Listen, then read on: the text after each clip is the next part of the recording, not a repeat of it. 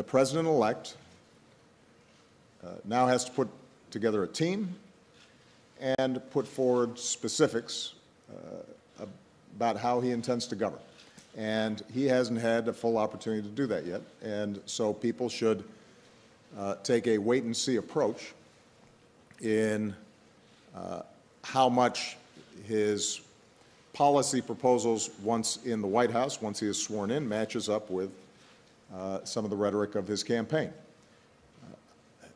My simple point is that you can't assume that the language of campaigning matches up with the specifics of governing legislation, regulations, and foreign policy. I can't be sure of anything. I think, like everyone else, we'll have to wait and see. But as I've said before, once you're in the Oval Office, once you begin interacting with world leaders, once you see the complexities of the issues, that has a way of shaping your thinking and in some cases modifying your thinking because you recognize this solemn responsibility not only to the American people but the solemn responsibility that America has as the largest, most powerful country in the world. And I can't guarantee that the president-elect won't pursue some of the positions that he's taken. But what I can guarantee is that reality will force him to adjust how he approaches many of these issues. That's just the way this office works. Obviously, my assets were significantly smaller than some other presidents or president-elects, but we made a decision to liquidate assets that might raise questions about how it would influence policy. I basically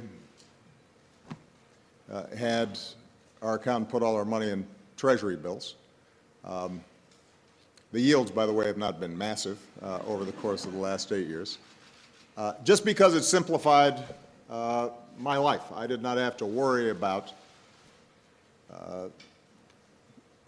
the complexities of whether a decision that I made might even inadvertently benefit me. And that's consistent with the broader approach that we've taken throughout my administration, which is to not just meet the letter of the law, but to go well beyond the letter to the spirit of the law, not just for me, but for the people in the White House and in our leadership positions. We have established a whole set of rules, norms, playbooks that just keep us far away from the line. Early on in the administration, there would be questions about could a staff person go to this conference, or what should they do about this gift that was provided? And I think it was maybe our first general counsel who was responsible for setting up our guidelines and rules inside the White House that said, if it sounds like it would be fun, then you can't do it. That's a general test. If it sounds like something you would enjoy or appreciate, no go. And as a consequence, and I'll knock on some wood here because we got 2 months left, I am extremely proud of the fact that over 8 years we have not had the kinds of scandals that have plagued other administrations. And when I met with the President-elect, I suggested to him that having a strong White House counsel that could provide clear guideposts and rules would benefit him and benefit his team because it would eliminate a lot of ambiguity. For the next 2 months, just finish my job, and then after that, to take Michelle on vacation, get some rest, spend time with my girls, and do some writing, do some thinking. So I want to be respectful of the office and give the President-elect an opportunity to put forward his platform and his arguments without somebody popping off in every instance. As an American citizen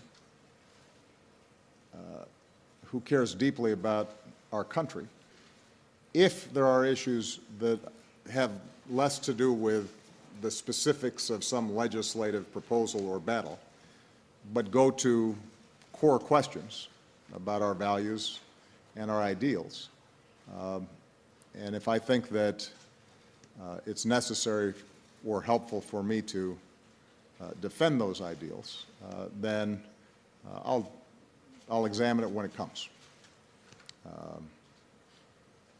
But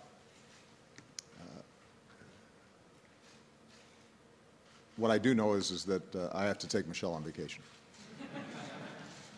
I think Nancy Pelosi is an outstanding and historic political leader. So much of what we accomplished was accomplished because of her smarts, her tenacity, her legislative skill, and I don't normally meddle with, party votes, and certainly on my way out the door, probably I shouldn't meddle here, but I cannot speak highly enough of Nancy Pelosi. She combines strong progressive values with just extraordinary political skill. And she does stuff that's tough, not just stuff that's easy.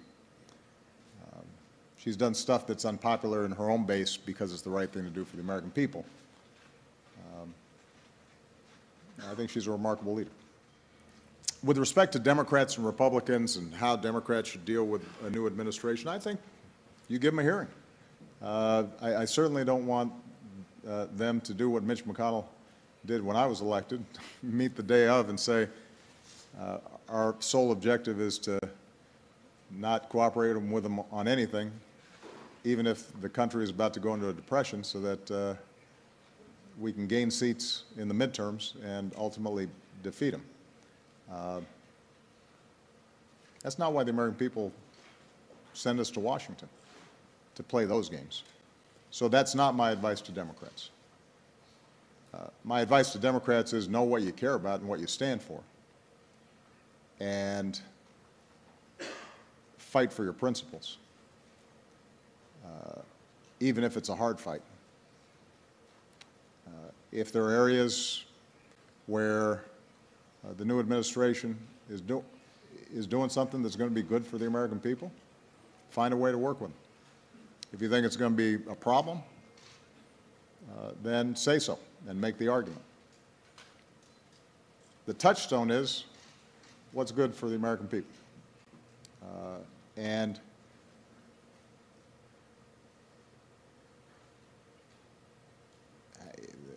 that's worked for me.